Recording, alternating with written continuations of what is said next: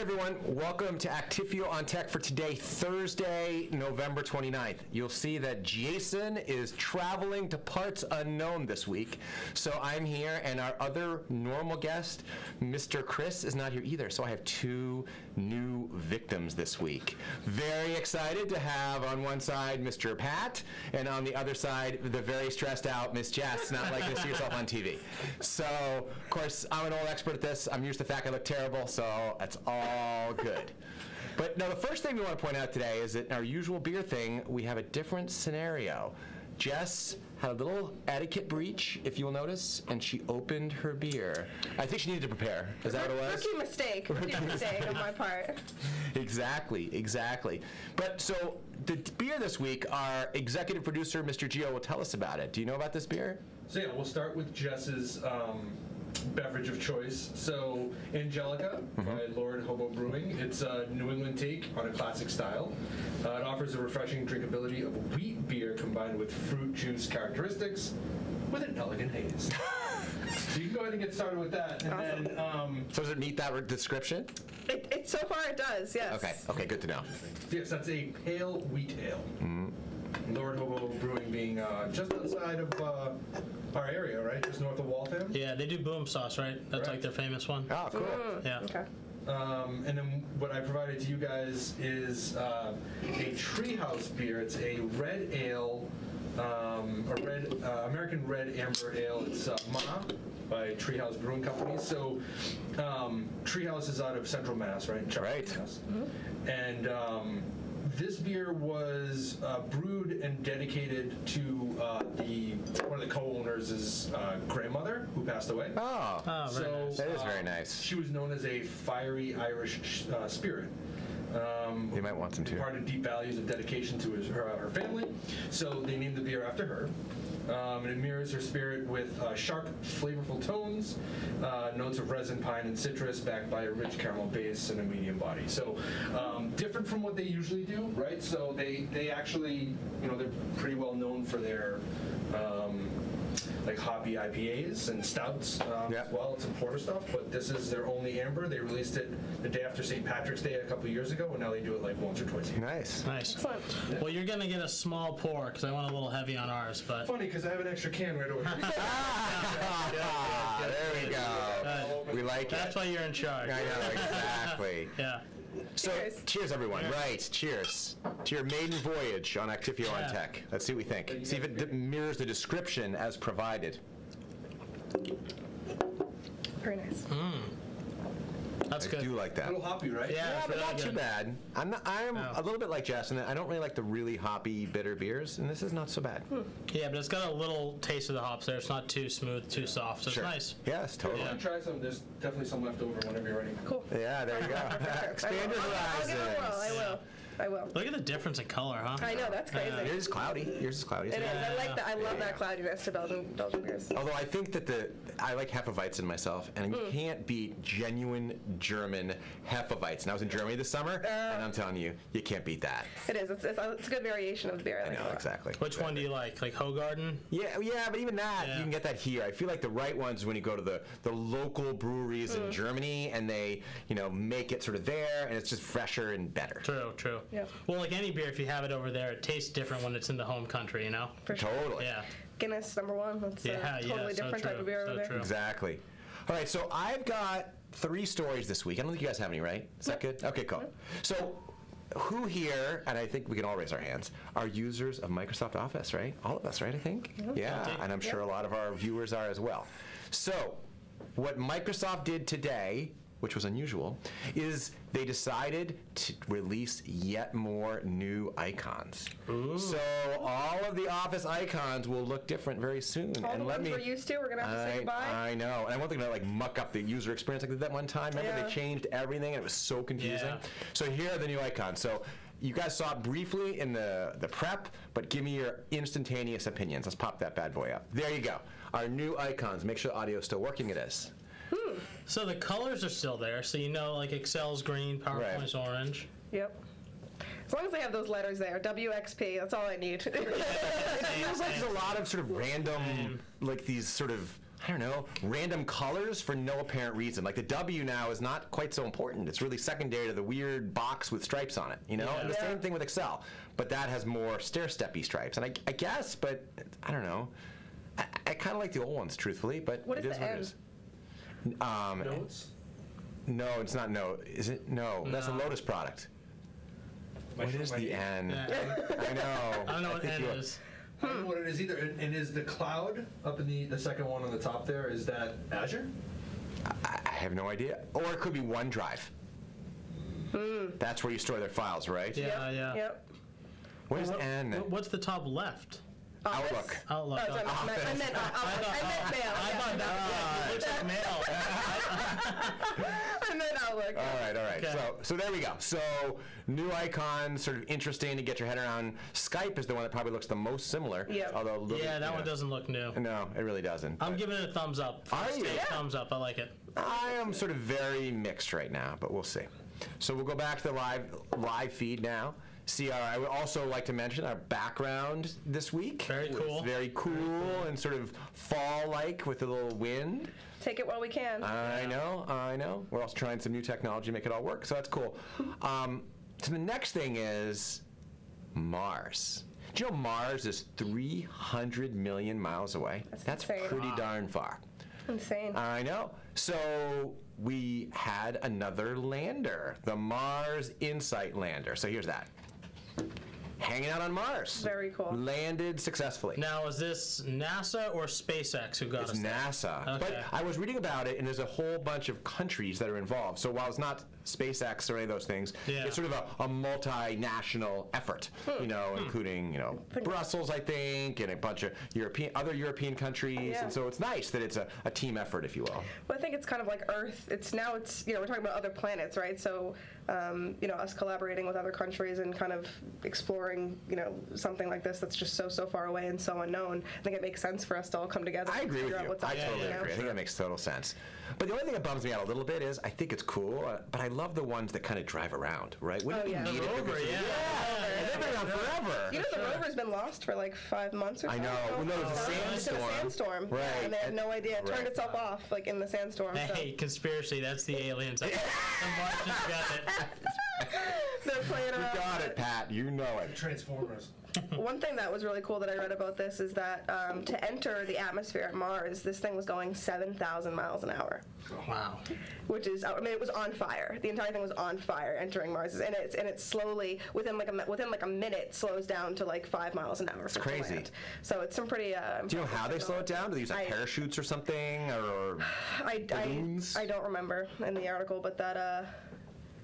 I'm the That would be king of interesting to useless know. facts. And another one, like those landers that landed on Mars, they actually had these sort of balls that inflated around them. So they're like a big rubber ball. So they landed on the ground and bounced for a while, and that interesting. sort of helped absorb the impact. Interesting. That's cool. So I don't know if this had that model or not, but I agree with you. It's sort of crazy how fast it's going. outrageous. Thinking about the heat and all that stuff.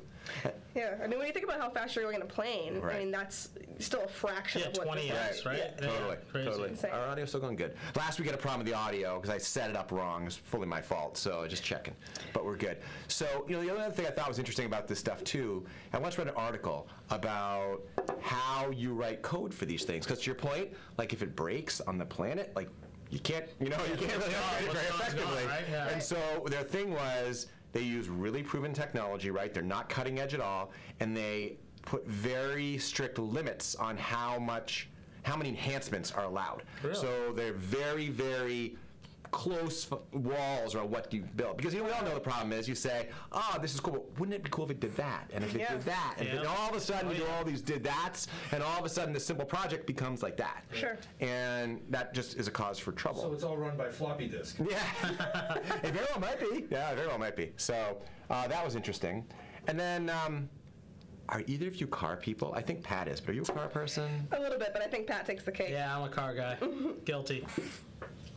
So one of the big news this week, first off, everyone knows, of course, or maybe you don't, that Ford announced a while ago that they're not going to make really cars anymore besides like the Mustang. They're only going to make trucks, which is interesting. Only SUVs. They decided the market for SUVs is much bigger. No one really wants cars. We're just going to stop making cars, which is I guess. I mean, the SUVs are sort of very popular, but I still feel like it's a little much. Like, no one wants cars, really. Yeah, but like those like Ford Fiestas, they're so cheap. There's like there can't be the margin in them, right? Yeah, that's true. Yeah. That's true. Because trucks are expensive. You don't realize it. Like F-150s are real expensive. I know. They don't do deals. It's just everyone just buys them. Crazy. And I have a hard time imagining. I'm not a truck guy like that myself, but you can get an F-150 pretty easily for like $50,000. I mean, that's a ton of money for a truck. Way up. Yeah. You had it for like $90,000. Really? Yeah. Yeah. That's crazy. Yeah, it's crazy. So evidently, that was sort of Ford's response to this situation, some of the challenges or the changing market dynamics. And GM's response this week was cutting 15% of their workforce and closing 5 factories. Yeah. It's a really significant deal. It's intense. And as part of that, they're going to discontinue a number of different car lines. So I'm not sure if you're a Cadillac person. Cadillac has done a better job. They've got some cool cars. And one of them they're discontinuing is the CT6, which is their sort of bigger, more like BMW 5 Series kind of car. Okay. So There's a couple of those in the parking lot, right? I think a couple of guys in the company have them, yeah. Well, that stinks to be them because they won't be available for too long. Yeah. They got it at the right time. The car that I was most interested that they got rid of, in fact, someone I know upstairs, Steve B drives one of these, was and let's do this again, the Chevy Volt. So this was Chevy's response, essentially, to the Toyota Prius. So this is what you would drive instead of the Toyota Prius. You'd have this. And he loves it because he says, it makes sense, I don't pay a lot in gas, and I can go as long as I want, and then, my battery runs low, unlike the Tesla or the Bolt. Like, I just put gas in, and the engine kicks on and recharges me, and I'm good, so I can go as long as I want. Right. So, but this car is one that's being canceled, which I'm surprised about. It feels like this is sort of a newer car, a newer design, a newer technology than your traditional combustion engine versions. Yeah. When this first came out, this was like the biggest news story. Totally. Like, it was. Every car magazine, the Bolt was on the cover, or the Volt, and they thought it was going to be the next big thing, but guess not. It's funny seeing the trend of cars, the discontinuation of the sedan. Right. It's not just one company; it's multiple companies now cutting sedans. And I actually read on the GM a lot of it is because of the interest in SUVs and how they're just becoming so much more prominent than the sedan. Right, and there's a big political brouhaha now about it too, because with these layoffs and lots of, I think 15,000 jobs, are being lost. It's a lot of jobs. Yeah, sorry, that's 18,000. It's a lot of people are losing their jobs, which is really, upsetting and disappointing. But what do you do? Like, you can't. I don't know. It's a difficult choice, right? It's tough, to how you do that as a company and what you do, and you feel bad for all these people losing their jobs. But on the flip side, like, if you can't sell your cars and you can't do it, what are you going to do? I'm sure it was a tough choice. Conspiracy theory. Oh, here we go. So I think that they're going to move in a different direction. So away from sedans and cars. They're going to keep the line that they have, right? But I think that they're actually going to move towards driverless vehicles. Yeah, I agree. Right, so you're going to need a different skill set for that. So I feel like even though they might lose workers now, they're probably going to move in that direction of autonomous vehicles and then hire a different skill set. Right? Machine learning. Didn't they put a ton of money into Uber? Are they or Lyft or one of them? Did they? I'm not sure. Yeah, I'm pretty sure they put like a lot of money into them. And that was like the I thought guess. they gave them like fleets. Yeah, and that was the GMs guess back then was that they wanted to like have the network and the infrastructure so that when driverless cars are ready, they can just say, "Hey, load it up and here you go." So you're backing up my theory a little bit, right? Yeah. What's the best way to drive machine learning? Real examples. Oh yeah, you have to have a data set. Data into the machine. Right. So if they invested in Uber, how long ago? Maybe what? 2-3 years ago. Right. So that's 3 years of data that they may have been able to activate. Yeah. Sure. Like now we have access to Uber data, like all their traveling data, what decisions they're making. If they decide to go with autonomous vehicles, just pump that into the machine learning, and you have 3 years worth of data right there. Right. Yeah. They just paid for it. Yeah. To your point, Gio, what it says here is that GM's new motto is 0 crashes, 0 emissions, 0 congestion. That's autonomous vehicles. I know.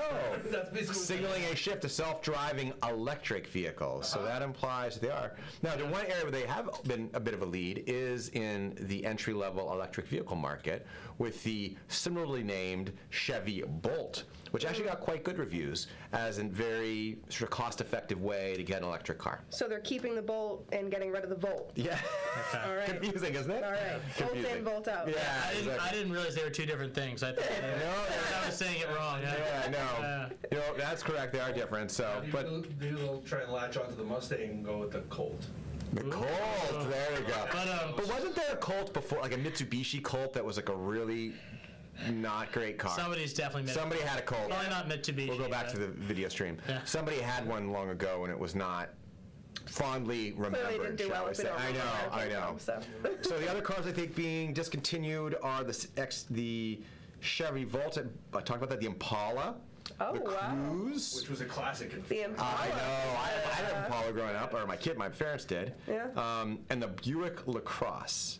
I can't say that any of those cars, the most surprising car to me is probably the Volt. Yeah. None of the other ones moved the needle. Yeah, I know, exactly. So. Yeah. But that's really what I have this week. So that was my 3 topics of the day. Anything else jump out at you, news or otherwise, you guys wanted to touch on, or Gio? We were talking a little bit about AWS reInvent going on right now. Yes, so good point. A lot of news coming out of that. Some exciting stuff. What were they saying? What's the new tape called? Tape is the new tape? So yeah, tape is the new tape. They announced an even colder tier of storage. Oh, really? That is beyond Glacier, but it's actually tape. I thought Glacier was tape.